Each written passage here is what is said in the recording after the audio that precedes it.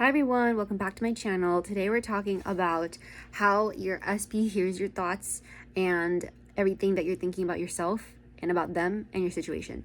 If you're interested in this type of content, be sure to like, share, and subscribe because I've been on a roll with this manifesting content and I'm going to be putting out more and more. So, I know thought transmission works. I don't know the clear-cut answer as to why it works. I just know 100% of the time it does. Whether you want to believe in it or you don't, this is exactly how your SPs, and even whatever it is that you're trying to manifest is hearing you, understanding you, and coming to you. So just the other day, I think this was day before yesterday, I was in the bathroom getting ready, and this day I've had a pretty difficult day with controlling my thoughts. I come from a place of practicing mindfulness, practicing meditation, practicing non-duality. So for me, whenever my thoughts are racing, it's when I'm having an off day particularly. And this day I was in the bathroom, but I purposely put on happy music while I was getting ready. I did my morning routine, I was getting ready, and I just had one clear thought to myself, and it was that money loves me. And if you've seen my other videos, you can tell money loves me. All my success stories are usually filled with stuff related to jobs, opportunities with money, people giving me money, people paying me, my services, my business, everything. And it's always been this way. So I just had that thought, money just loves me. And then I go back to my room and I'm on Discord messaging my friends. And I remember someone asked me something. Anyways, somewhere in our conversation, I looked at my computer screen and my friend says, "Oh, you just look like money." I'm just like, wow. I was just thinking that, and she said it unprompted. And I just thought that was really cool because I was thinking a lot of other thoughts in the bathroom, like about my exes and all this bullshit that I went through and how I'm a bad person for this and that, just unprompted, right? Like the mind is just like constantly thinking, right? So then I realized to myself, dang, if this person that lives all the way across the country has never met me in real life, like she's an internet friend, if she can just by talking to me be like, "Oh, yeah, you just look like money." She doesn't know what I look like. She doesn't know how I shop or anything like that. How does she know that money loves me? You know what I mean? So that's just one example, and there have been other examples too where I'm really, really craving a specific food. So I remember this was like a month or two ago. I was really, really craving chocolate chip cookies. And my parents were almond parents growing up, like very strict and controlling, would never just buy cookies and bring them home because they were so sugary and unhealthy. But that day, I was just craving chocolate chip cookies all day and thinking about how nice it would be to have a chocolate chip cookies. I went to the shower, I came out, and at that time, my dad had actually gone to Whole Foods, just saw an assortment of like holiday cookies, and he just bought a bunch of cookies, including chocolate chip cookies, and brought them home for me to enjoy. Like, hello? And then, those are the two I can think of off the top of my head where I was just thinking something and someone related to me. And it just shows that all of us are connected in a way that we don't understand. Sure, I have like hands, I have my own limbs, I have 2 eyes, a nose, I have hair, I have physical attributes which I connect to me, my body. And the same way I look at other people have hair, they have their limbs, they have their eyes, their mouth, and we attribute those things that we see to their body. And we look at these two things and we think of them as two separate things, and that's all duality is, right? You need to have hot in order to have cold. You need to have left in order to have right. You need to have 0 in order to have 1. You need to have yes in order to have no. All of the world, every single thing in reality in this universe is based off of duality. So I know in the spiritual community, they talk about divine feminine, divine masculine. Where do you think that came from? It's not about gender. It's not about, oh, you need to be in your femininity, or my man needs to work on his traumas and be in his masculine provider energy. It's none of that. That's all bullshit. I promise you it's all bullshit. That's not what it is. Divine masculine and divine feminine are the alpha and the omega, the two ends of the spectrum, which everything in reality has to exist on. Think about it. Nothing in our reality could exist if there weren't a difference between two states of matter, right? If everything was just white every single thing was just white and had no other defining characteristics, you would not know one thing from the next. You need to have all the colors. You need to have white, black, those are the two that you start with, right? White, black, red, purple, blue, the whole entire rainbow.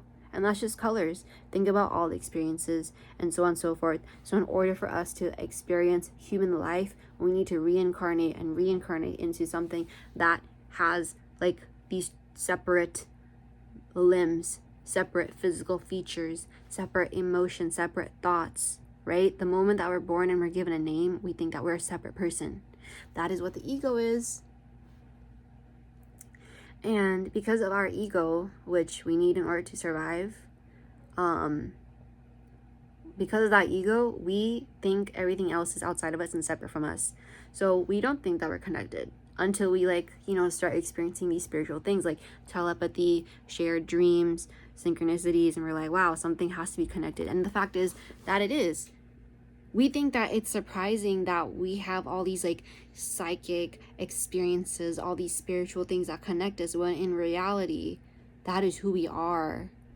It's actually absurd for us to think that we are separate first and then wonder, maybe all this connectedness is real. When in reality, the connectedness is first, not most. We are all one. And then later on, as reality reiterates to create a simulation, like we have all these separate things. Okay, so that's my little spiel on quantum stuff, right? I actually don't know if it's quantum. It's just like, it's fact.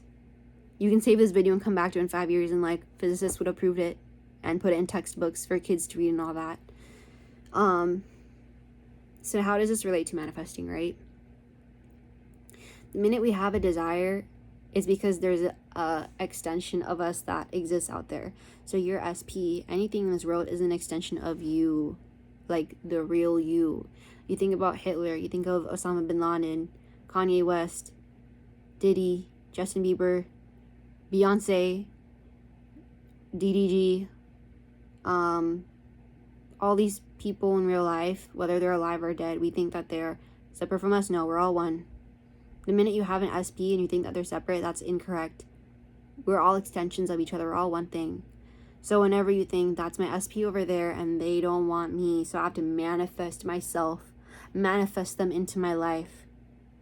That's not how this works. You're giving into the illusion of separateness. You're forgetting who you really are. You're forgetting that you're connected. So I hope that this helps explain how no one is separate from you. We're all one thing, but we've incarnated into these bodies to create this simulation which has an illusion of separateness. If it weren't for the illusion of separateness, we could just kind of like go within and like modulate our thoughts and be like, oh yeah, like I am with my SP.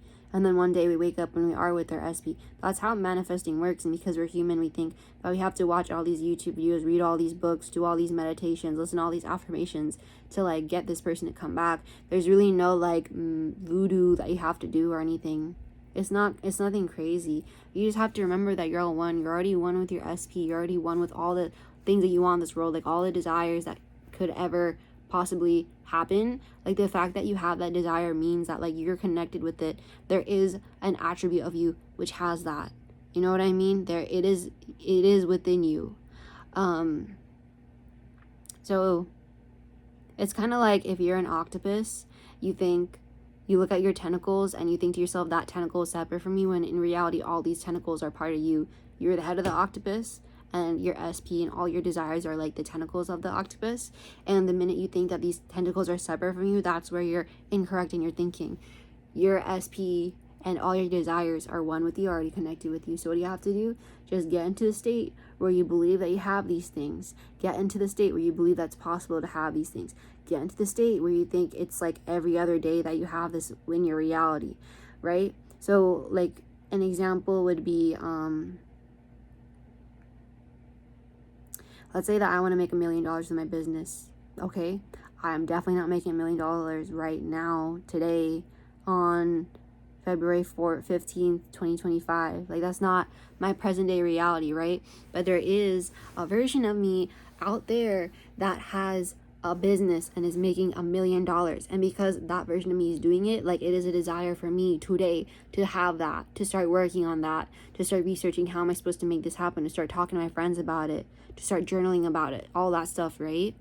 Now, am I really going to get anywhere with this dream of mine if I think to myself,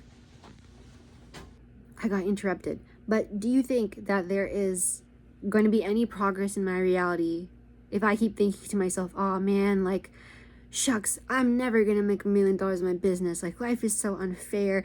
People are backstabbers. My business partners suck. My family was poor, therefore I'm going to be poor. How am I ever going to make it out of this city? How am I ever going to achieve my dreams? $1 million is not for me. Money is evil. What am I even going to do with $1 million? I don't know.